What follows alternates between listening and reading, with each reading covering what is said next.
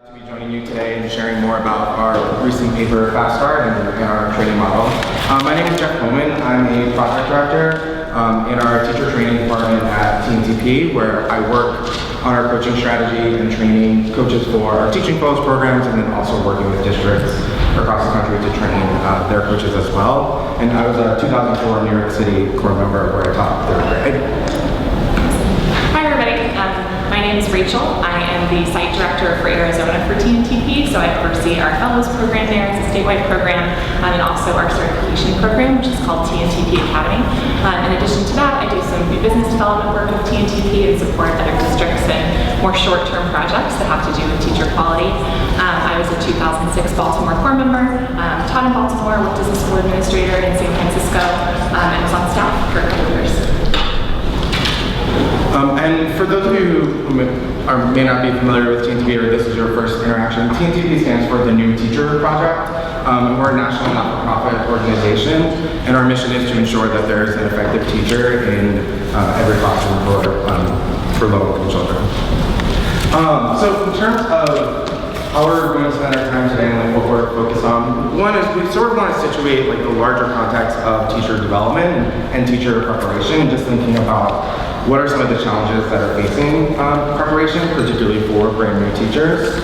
And then two, share a little bit more about our Fast Start model and some of the lessons that we've learned and what our model looks like, with the hopes that you'd be able to take some of these lessons learned and approaches and actually apply them to your own work and to your own context.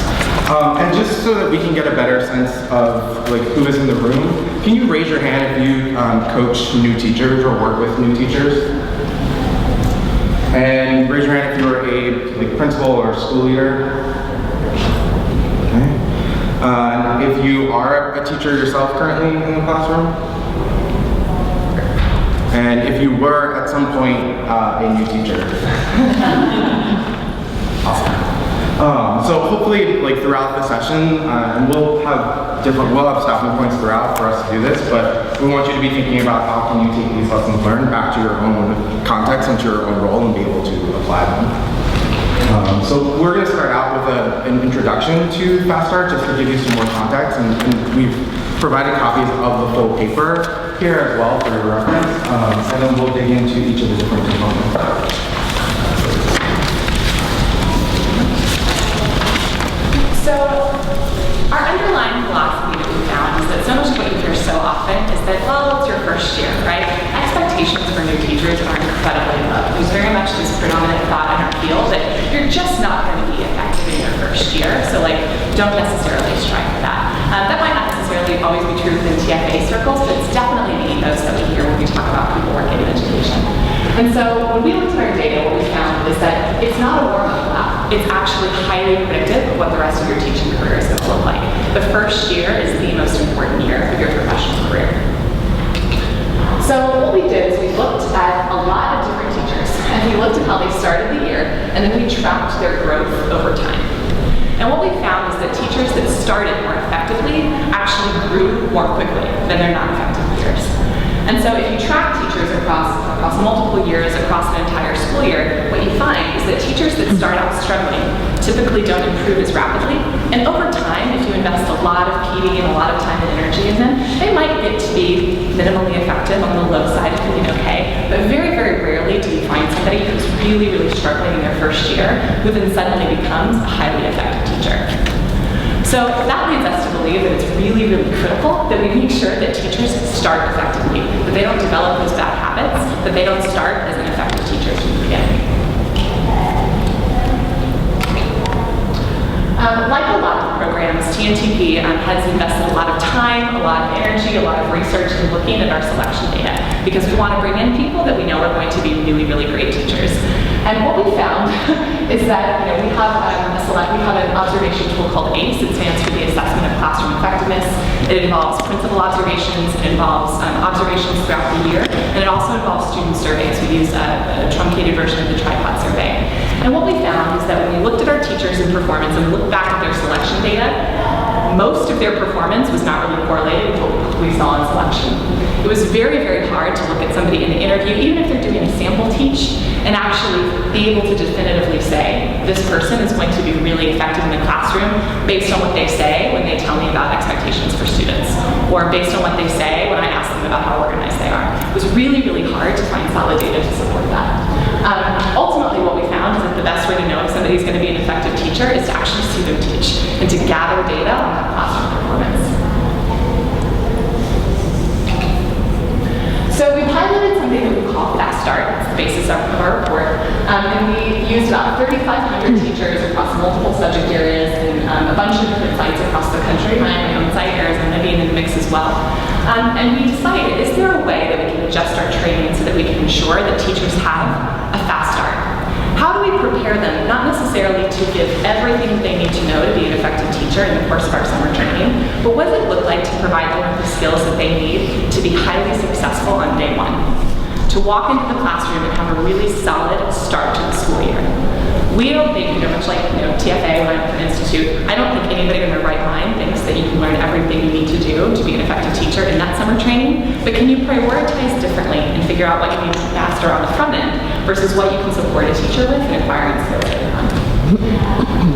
So we started this pilot in 2012, we expanded it to 2013, and it's now something that we do across all of our sites.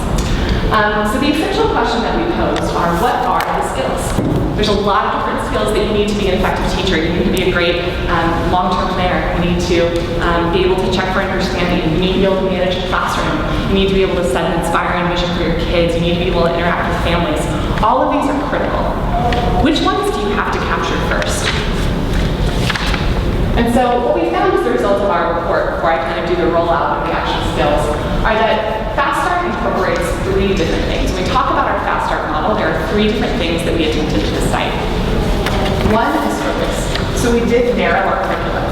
We made the conscious decision, we are not even going to touch on some of the skills that we know that you will need down the road. We're not even going to talk about it. We're only going to focus on the things that we think you need to be able to do well when you first meet your kids in those first 2 weeks of school. The second thing we did is we focused on practicing skills instead of just learning about them. I don't know if anybody can relate to this, but I very much remember being a Baltimore Core member, struggling my first couple months, and sitting down, with people from my school, sitting down with people on TFA staff, having my notepad ready and just being like, yes, tell me what to do. Tell me what I need to do better. And I would write down every word they told me, and I would be like, I'm going to do it. I'm going to try it the next day, and I have a beautiful vision for what I wanted to do. And then I would come in, and the struggle would still be there. I wouldn't necessarily be able to translate what I wanted to do into actually acting differently in front of my students. And so we decided we were going to tackle that gap and actually focus on practice, focus on building the muscle memory that you need to be able to execute those skills. We'll talk about that a little bit further on. And then the third piece is feedback. Actually giving you intensive feedback in the moment on very, very specific, detailed things so that you can immediately improve. What we found is that it works. Teachers can improve rapidly if they're given opportunities to practice basic skills and get solid feedback in the moment. So what you see is that these are the 4 different skills that we targeted. Delivering instructions, which really has to do with just being clear and coherent in front of kids. Having high academic expectations, so not letting kids shrug and say, I don't know, and sort of check out on lessons. Having high behavioral expectations, so not having a ton of mixed behavior. And having a quick pace of class, having the bulk of your class period be devoted to doing the most important things. And what we found is that through practice and through targeted feedback, people who were really not effective at these skills at the beginning of just 5 weeks were able to show tremendous improvement over the course of their training. What we also found is that this performance during our summer was highly predictive of what the rest of their year looked like. So what you can see right here, because TNTP is the certification provider for most of our teachers at our sites, they don't go through universities, they go through us. We determined who gets certified based on their performance in our assessment of classroom effectiveness.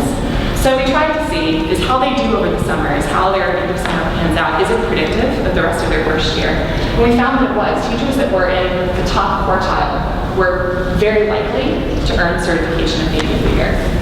Third quartile, second quartile, bottom quartile people who barely passed pre-service training were far less likely to perform well during the course of the school year when we asked their kids if they were effective, when we asked their principals if they were effective, and when we sent in our staff to see if they were effective.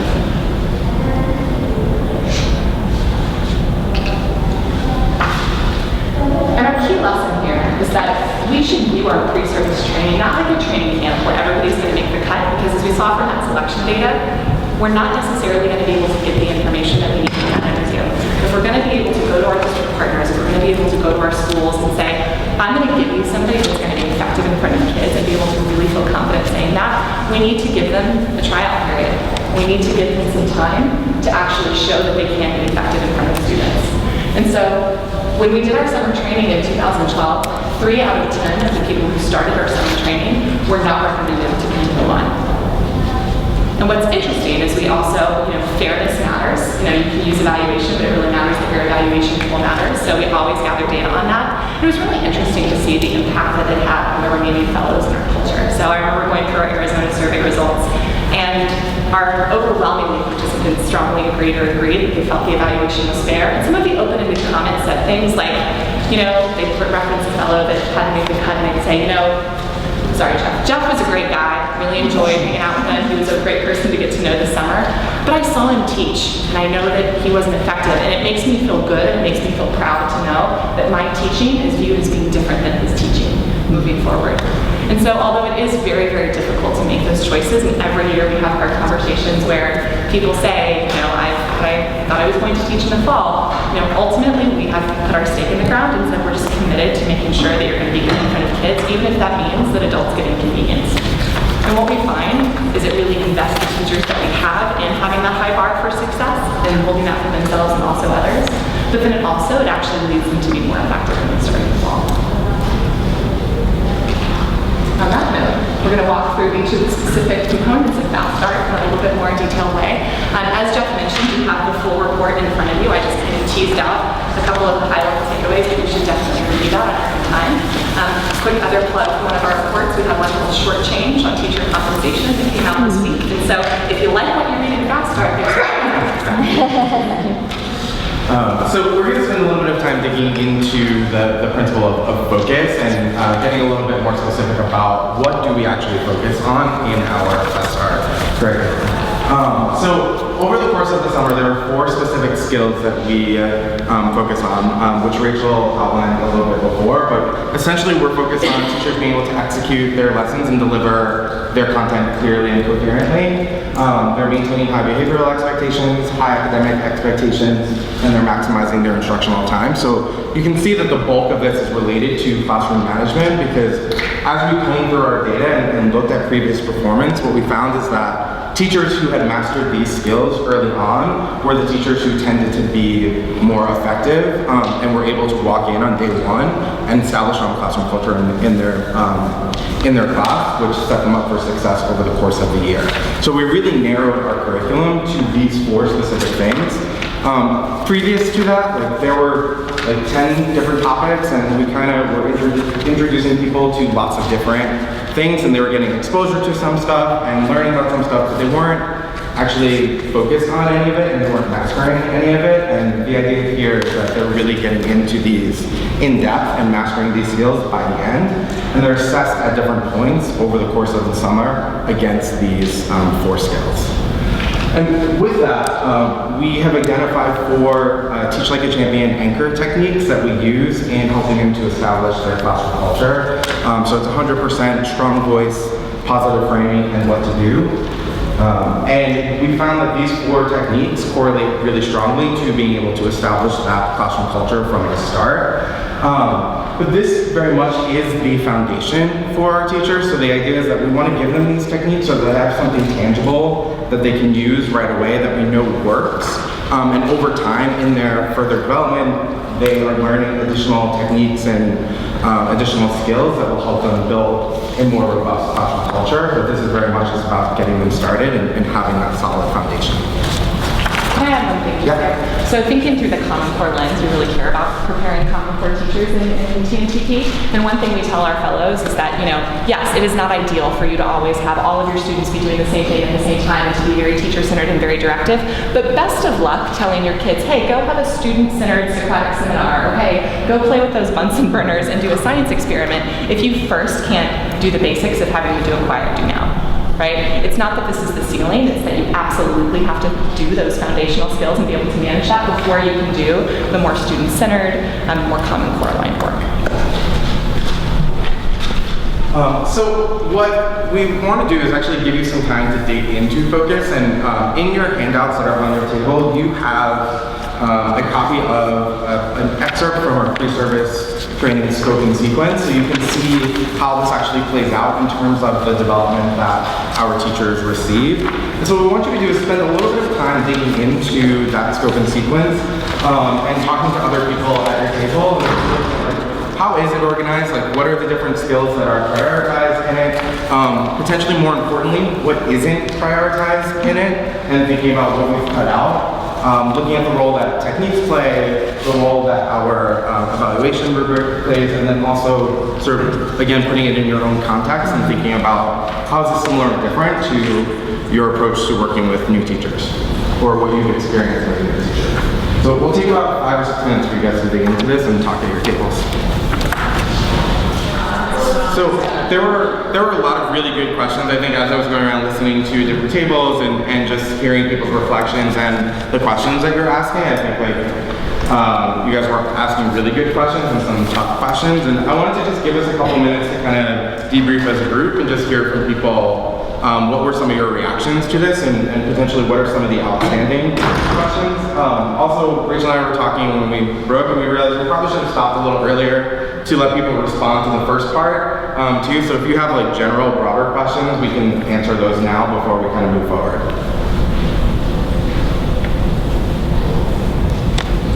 I love that we're all perfectly clear. I did have a question about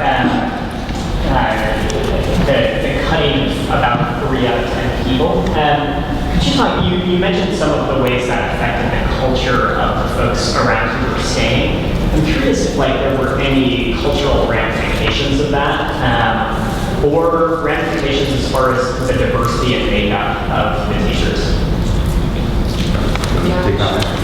So I feel like I can speak best from my side experience, obviously, but I've done a couple different summers of this model. I mean, I think as much as people get close during the course of summer, I think everyone is actually aware of the quality differences in their cohort. And there are definitely some people where, we had some rough dismissal conversations, rough dismissal conversations, and there was a temporary hit, and so maybe that day was hard, but honestly, the culture, I find that the culture bounces back pretty quickly, because a lot of times, not to speak universally, but a lot of times the people who are struggling to implement feedback, to grow, to do these things well, these are also the people who are highly disorganized, who are a little unprofessional, who maybe have those lower expectations, which is why they don't address behavior issues. And so there are definitely some folks where it's harder, but a lot of the times the people that end up struggling with performance are also the ones that don't necessarily have that same bar, or they don't have that growth mindset in the way that we like to see anyway. So, and what was your second question? The diversity. Yeah, I mean, so for example, I imagine that there are potentially great applicants out there who, due to financial pressures, might not commit to a summer training program without a guarantee of a job and some financial windfall, as an example. I would also wonder if, based on who the evaluators are, if there's really a potential for bias that can factor in and what you're doing to mitigate against that. Yep. So I think I actually don't know our data, to be honest, on different concerns. I have to follow up with you on that piece. I will say, I think one thing that we do that really helps with the bias issue is the language of our rubric is not focused on teacher actions. It's focused on the student's response to it. So, regardless of how you're pulling it off, are kids doing work in your class or not? I'm not evaluating what you're saying or what your style is or how you're pulling it off. I'm just actually evaluating is the result that kids are doing what they're supposed to be doing or not. And so I think that frees us up quite a bit, because it's not about well, this is what my style of teaching will look like. Most of our evaluators, they'll take down notes on what teachers say and do, but most of what they're doing is scanning the room for how kids are responding to it. And I think we see that even though these techniques can be very prescriptive, the way that they manifest in terms of style, we actually see a tremendous diversity of approach throughout the course of the summer, and the way that they allows for people to have different strengths and weaknesses and still come out with the same aggregate average. If you're interested too, you can actually see a copy of our evaluation rubric if you go to the TNTP website and download TNTP Core. It's essentially the same rubric that we use with our teachers, and so you can see what the evaluation actually looks like. Thanks. Other thoughts, questions?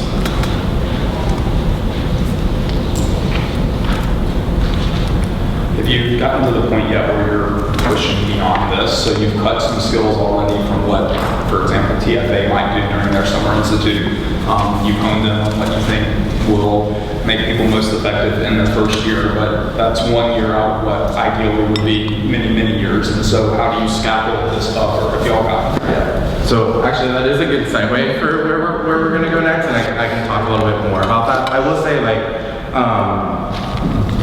briefly, like, where we are seeing things sort of evolve, and we were trying some new things this summer, was around the clearly delivers content, or clearly communicates academic material, because given changes in terms of Common Core standards and like what teaching looks like in a Common Core aligned way, like it varies from a traditional sort of I do, we do, you do model, which is really what we taught in 2012. And so that's one of the places where we are looking at, like, how do we still maintain this like narrow focus on that particular skill, but do it through the lens of Common Core aligned instruction?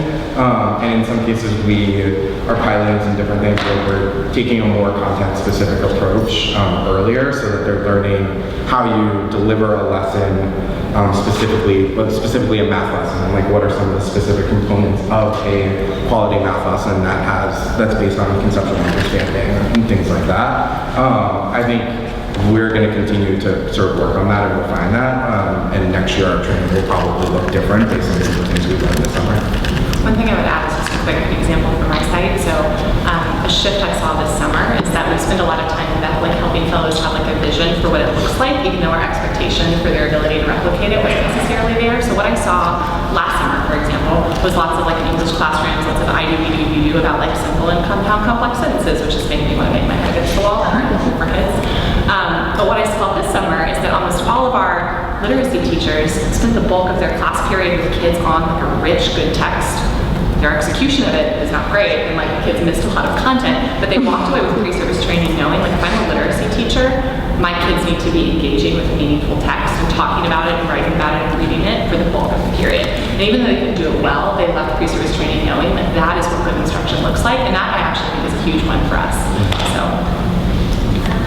Okay, so in terms of looking at like over the course of the first year, this is sort of how we've taken this principle of focus and applied it over the course of a teacher's first year. So during the sort of induction period, which for us is the pre-service training time, the 5 to 8 weeks over the summer, depending on what site we're in, we are really focused on content neutral skills and really focused on fast start skills, with some content specific in terms of vision, as Rachel was mentioning.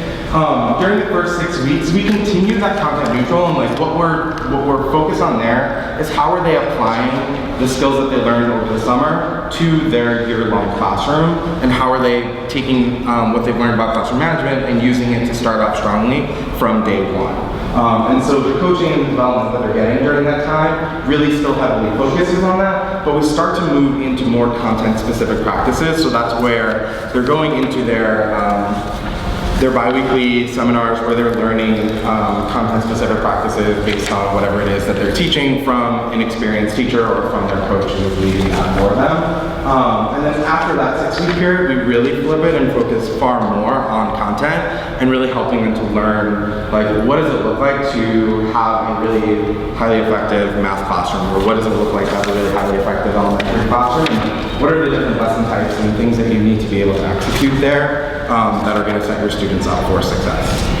So we've thought about sort of how to take this principle of focus and apply it throughout the year, and we've seen that it's helpful because it allows the teachers to really narrow in on a few things at a time, start to master those things, and then build from there over the course of time. One anecdote I would just add to that is, so, again, this is just my Arizona site data. We have core members that go through our academy and also fellows. It was really interesting to look at the data before we started prioritizing content, because what we saw is that early on in the year, if you compared them, fellows were just far stronger than core members out of the gate. But as the year went on, fellows and it became more about instructional quality, fellows' growth stalled and core members caught up more quickly. So we ended up at about the same. And so that's really what prompted our thinking to say, okay, so we're good at getting teachers to be like solid. How do we get them to great? And that's why Jeff's team is now deeply prioritizing all of the content stuff, and we're excited to see if we can make that arc of development continue to be really strong, because we've seen it pays off in the beginning of the year, but you have to have that deep content specifics training to keep the growth from going to solid classroom manager to great teacher of content. So at this point, we want to just keep, we're a little behind on time, so we'll take maybe like 3 minutes here. But I think what I'd love for you to do is just start to think about, like, based on what we've talked about in terms of just focus at this point, because we'll have a chance to dig into the other pieces. How can you take what we're talking about here and apply it to your own context? Like whether you're someone who's coaching teachers, or you're a school leader, or you work with new teachers in some fashion, like how does this apply to the work that you're doing?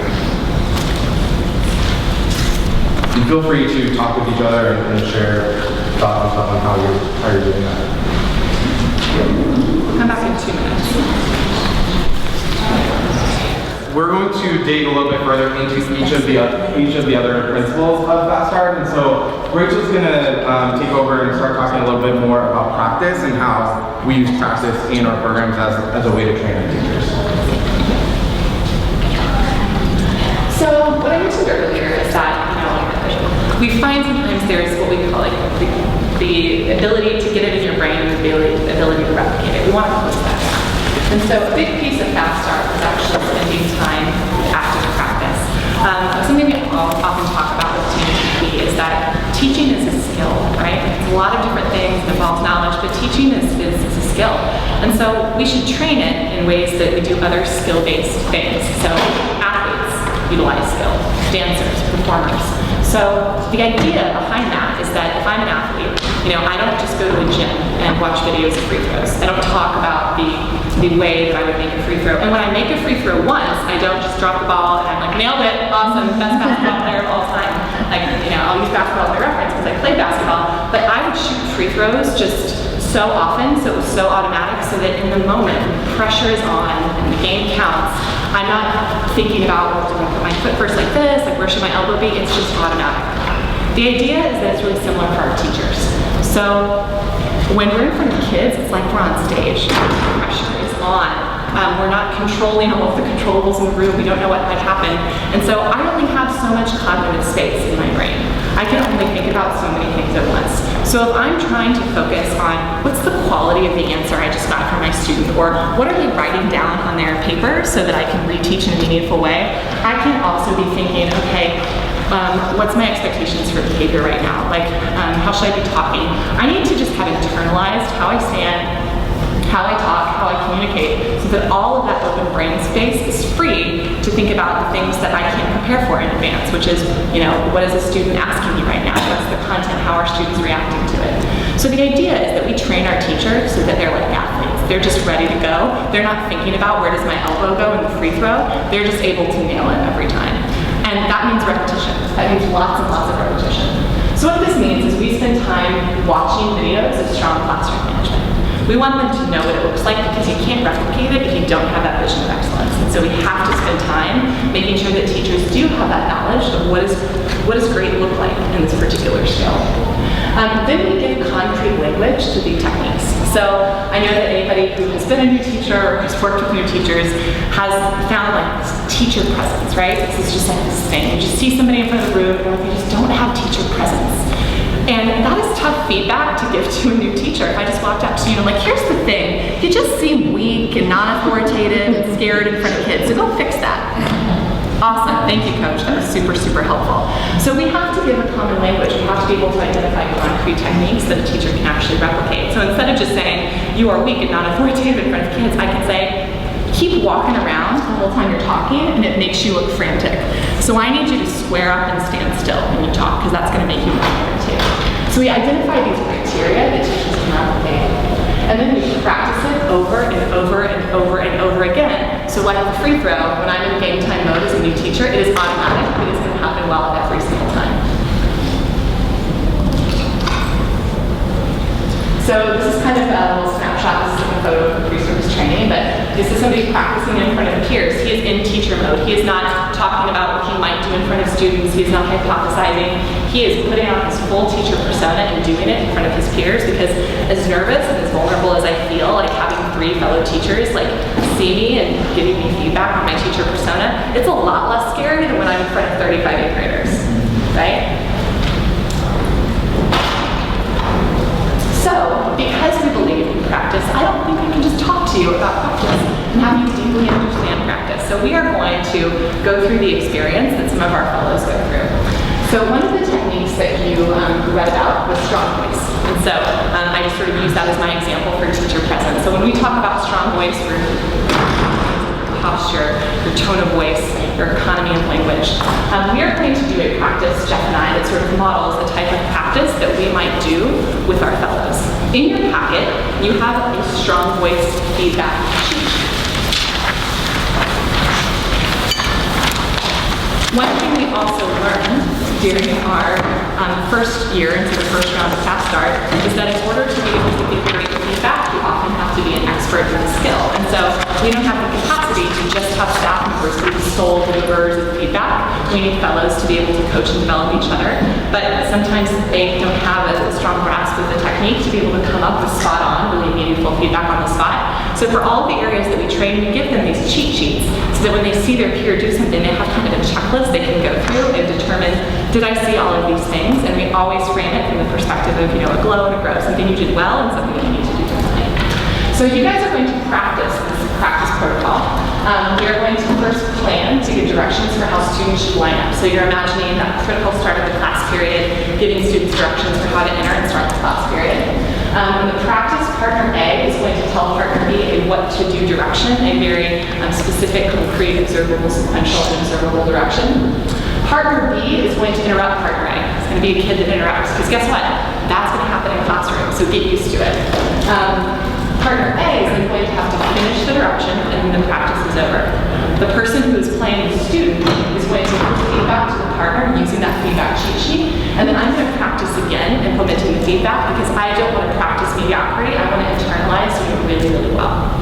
So Jeff and I are going to show you what that might look like. I'm going to put on my full Miss Evans teacher persona, and Jeff is going to be challenging a student of mine, so come right on up.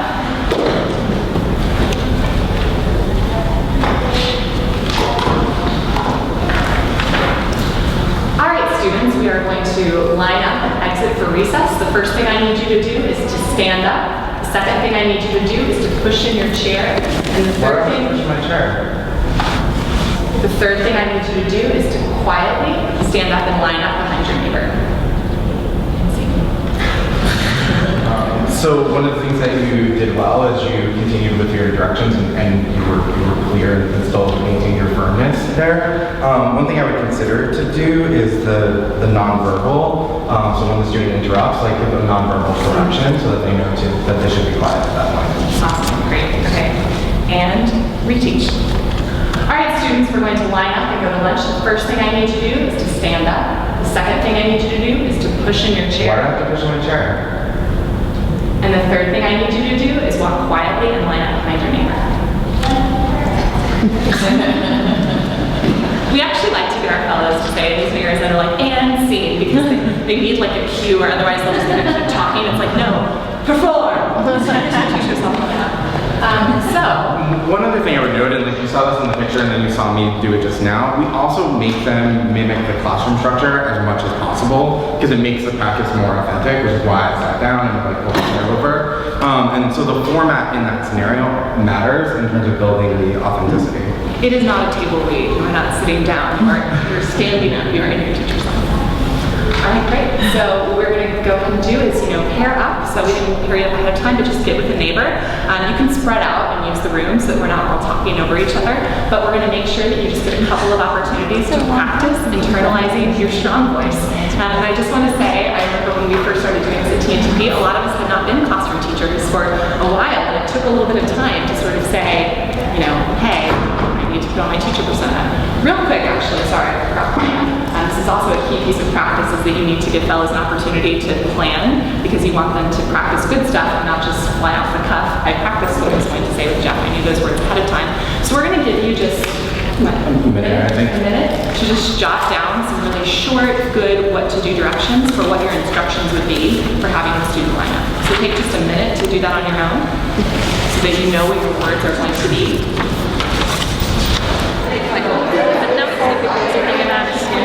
We are here. I know.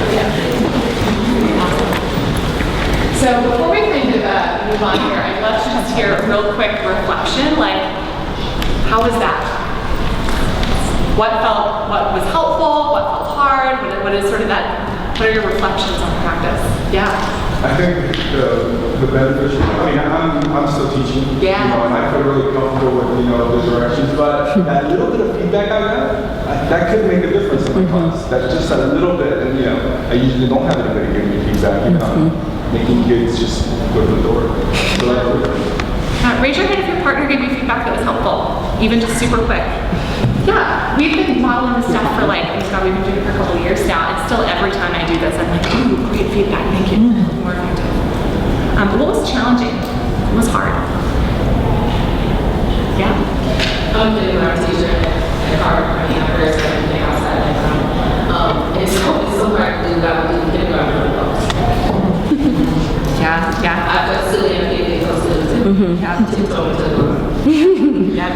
It's so interesting to see how we talk a lot about sculpting the culture of practice throughout the summer. Man, when our fellows first come in and they're already feeling really shaky about their teacher personas and we're do it in front of other teachers who have a criteria sheet to give you feedback on, there's so much stalling for practice. It was let's talk about this or let's do that. And then by the end of pre-service training, they're just let's do it, practice. Here was your glove, here was your go. Nice job. I want you to give me feedback on my nonverbals this time. They're just on it. And what we see, I was at pre-service training in DC this week, and what I saw as I was walking through the halls were peers outside their classroom getting ready to go teach, and they're practicing together, unprompted by anybody, but they know that it's going to be the thing that helps them deliver their lesson and be really strong when they walk in the classroom in 5 minutes. Yeah, we wrote our end of survey results in Arizona, and I was shocked at how many people their critical feedback. They're we just need more time to practice. I'm all we did is practice. Yeah, I like the fact that you can create a safe space and you can find that development of a collaborative person that judgment can usually out the rest of the year, because I think that's the big struggle is you meet these people in the summer program and then you separate them. It's I have no one to fall back on. And then it allows them on their school campus to be open to feedback from everybody. Yeah. And I think that's the power of the model too, is they just see their instructors be giving pros. So there's no exemplary teaching, it's just trying to create some strength. So awesome.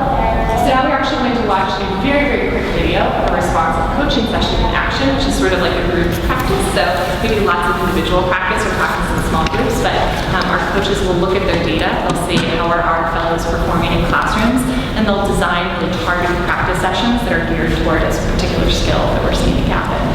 So let's see a very, very quick clip about those. And in this, the teacher is she's teaching second grade, and what she's working on is managing her behavioral expectations on the carpet with her students. So she's prompted the other teachers that that's the thing that she needs to work on before she's starting to practice. We are going to review our math assignment for today. First, I need to see everyone clear. Hands locked, eyes up here, voices off. Okay, there are 6 steps to solving word addition. Kelsey's in. The first step is to circle the greater number. Everyone show me. Show me circle. Everyone show me circle. Yeah, repeat after me. Circle the greater number. Circle the greater number. Step 2, underline the key math word. Repeat after me. Underline key math word. Underline key math word. Great. Let's try that one more time. Rachel? No. Everybody out. Voices off. Let's see that. Let's see everybody's hand. Underline key math word. Yeah. Show me with your hand and repeat after me. Underline key math word. Underline key math word. Excellent.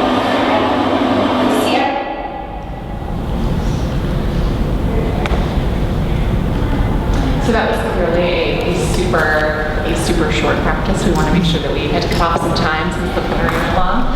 But what role did practice play? What kind of practice do we see? How did you see elements of a culture of practice reflective in these clips? Feel free to respond to any of those three. What stuck out to you about that very short clip that we saw?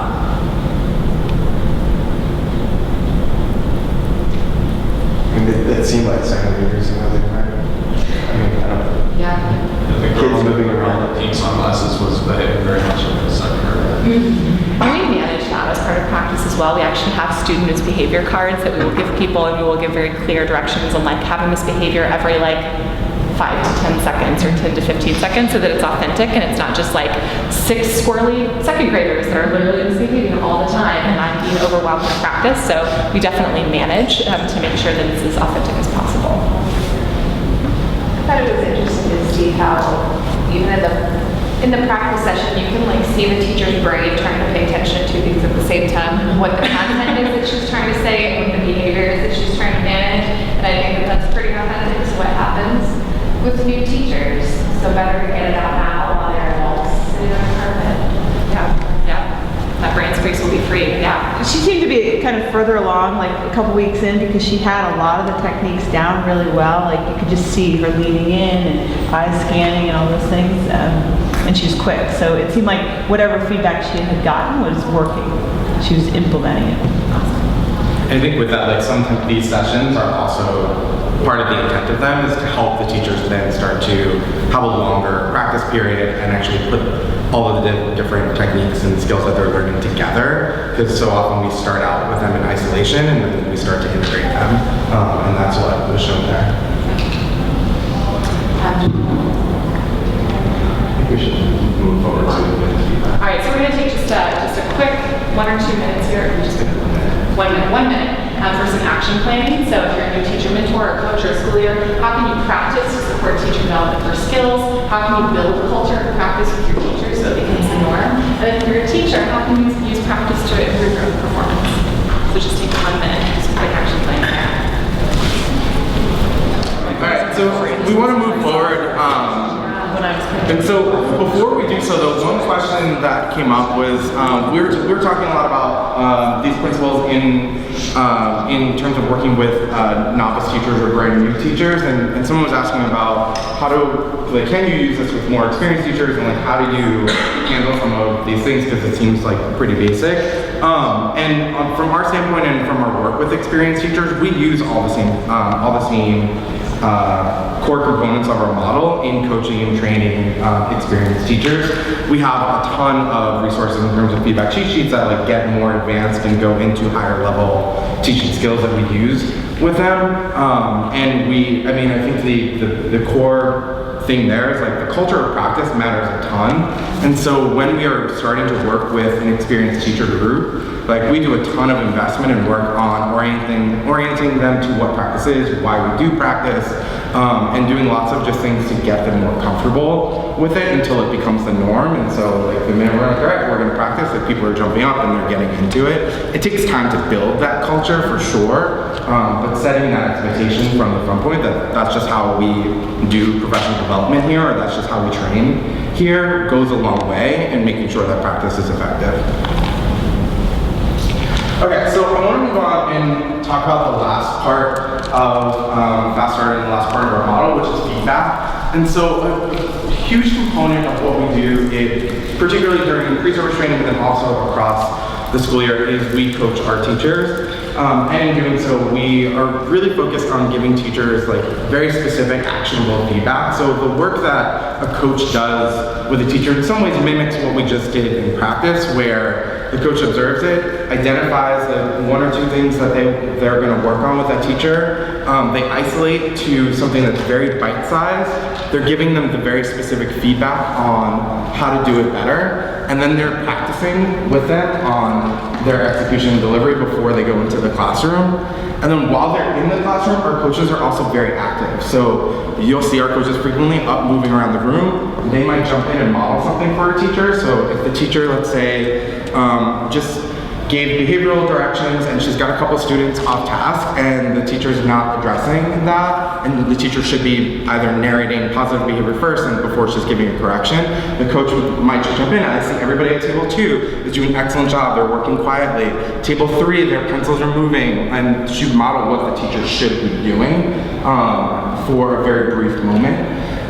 Or they might go up to the person and say, like, narrate, or show, or like have a little cue in the back and be like, here, like this is what you need to do. And so what we find is that this type of coaching and this type of very specific feedback goes a long way in helping teachers refine those little skills and get better over time. So one of the things we're going to do actually is look at this in the context of a coaching conversation.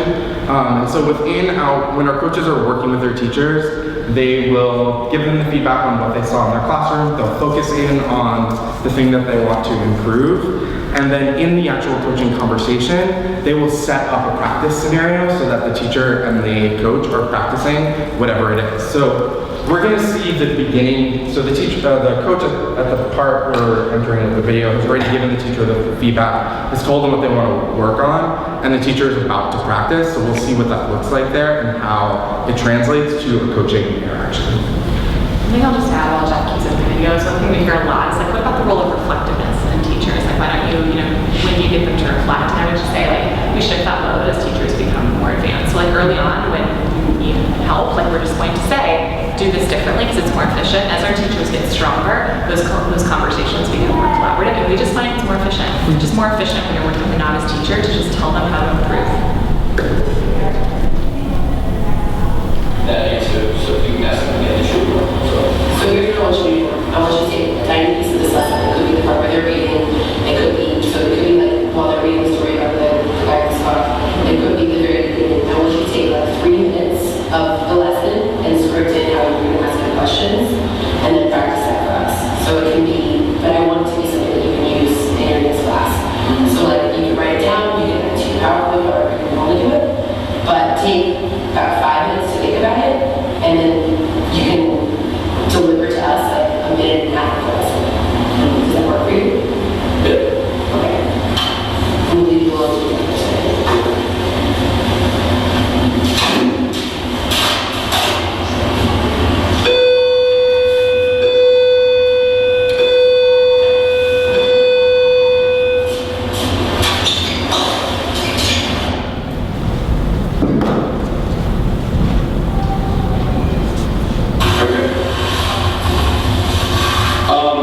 So we were discussing the text. We had a couple details here. So remember this description of the man in the doorway. The man in the doorway struck a match and lit his cigar. The light showed a pale, square-jawed face with keen eyes and a little white scar near his right eyebrow. His scarf pin was a large diamond on his head. What was located on his eyebrow? A light scar.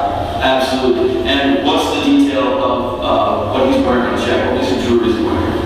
A scarf and it's a diamond. Absolutely, and if you remember when we looked, the diamond was oddly set. Now remember, as we discuss all these, everything's in the text for a reason, so what I want you to get an idea of is this question. Stop and write a response. For a minute, 30 seconds, I want you to respond to the following. I expect you to have written down. What could the scar and the large diamond suggest about the man's past? And for a follow-up, for those of you who are looking for that little extra, what kind of characterization is this? What kind of characterization is this? So you have a minute, 30 seconds. You're responding to that question. You may begin.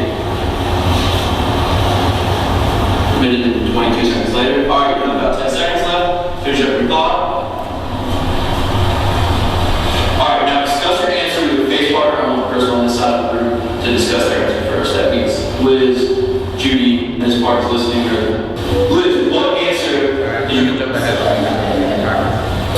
Excellent. Now, that's clearly what we come around to here. That you got the fight, you got bit of dog. Would you agree? Cool. 2 things that I would say, don't hold it just yet. Here's some feedback. Whenever you got to the part where you said, when you asked this Becky about it, like, what did he have over his eye? When I said light scar, that would have been a perfect time to say, what did he have over his eye?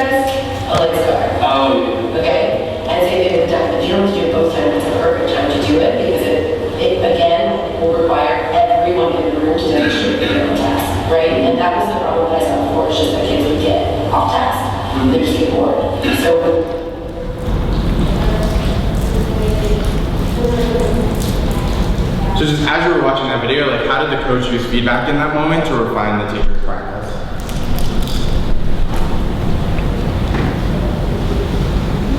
She gave him a quick something to do that would then improve the next lesson, the next time you have that situation. Yeah, and in doing so, she was tying it to the thing that she saw in the classroom too. So she's like, your kids were off task, so this is what we're doing to ensure that they're all on task, and I'm bringing them there, and I'm giving you a strategy to do that in this particular moment. In the framing too, I don't know if you caught it earlier on in the video, but she also was setting up that like, I want us to work on something right now in practice that you're gonna do in your next lesson. So you're gonna walk into your next lesson and teach this, like let's get you ready for that. In the interest of time, I'm gonna push us forward because we are going to wrap up. So Rachel, I'm gonna pass it over to you to do that. Yeah, absolutely.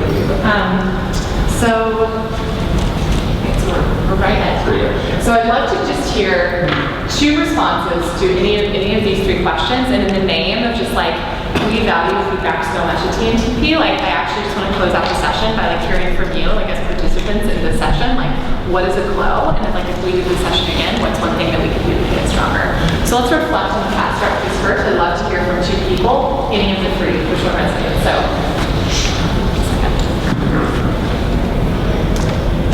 I guess going to the third question, I just get a little bit nervous about new teachers getting the floor and the ceiling confused. That like if they're doing really well with these foundational things, then it's like great, you can manage the classroom, your students are compliant, you want done. And just making sure that they get pushed beyond this. A teacher who's at the floor and resource training on the evaluation is the actual place in the rubric is minimally effective or very low developing. And so they see that and they know that there's actually far more to go, but I think it is a good point. Yeah, teachers are like, great, I'm developing, that's the goal. Like we don't even let them be called proficient or skillful during summer training. The most common feedback they get is that you are minimally effective. What else?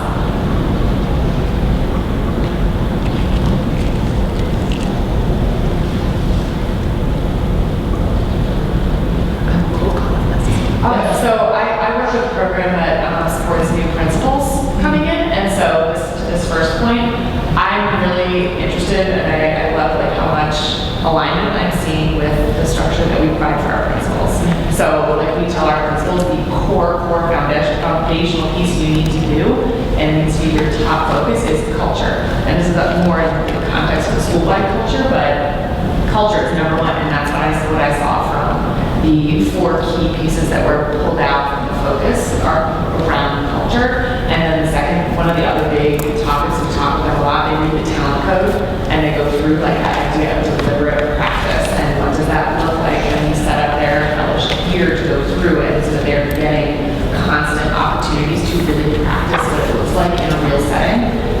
So I love seeing just from 2 very different roles within the school still having that same alignment around what that training looks like and how to be successful in those roles.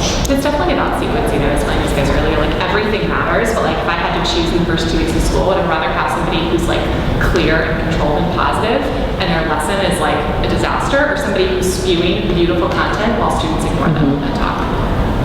All right, so quick blow in a row, already a minute over, so sorry about that. What is one thing you enjoyed about this session? What is one thing we should improve for next time? And I'd love to hear from the 2 tables we haven't heard yet.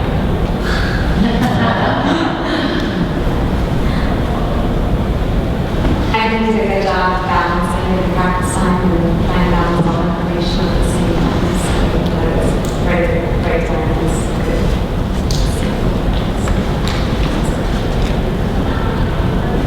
When I think about the teachers, sometimes teachers are ineffective, but they're moving on a development path. So are you ineffective and you're moving on the development path, and you're willing to move on the development path, or are you effective and you're not willing to grow, you're not growing, and you're not showing promise? Yeah. So to me, it's because sometimes I see some very effective teachers, but they had the heart of the mind, and they came back every day, and then they end up become really good teachers? So my quick response to that, and I shared this with someone earlier, we have a very small, sorry, I'm just gonna answer this and then we'll officially close, but we have a really small group of teachers that are put on extension plans and are allowed to teach for their second year because they're on the cusp and like, we're not sure and we see them like trying and working and like exactly what you were describing. And what we found is that by and large, those teachers don't improve and actually get worse. And so we end up removing them eventually anyway. But they're a really interesting data point for us in determining like, is this actually right? And either their growth is stagnant or it's going down. But that's the thing that sort of talks about the people element of it and really like developing those relationships. And we're gonna let you go, but I expect somebody to come up to me and give me a grunt. So if you're the last person here, I'm gonna shut you in the room until you give me a grunt. So thank you guys so much. Thank you.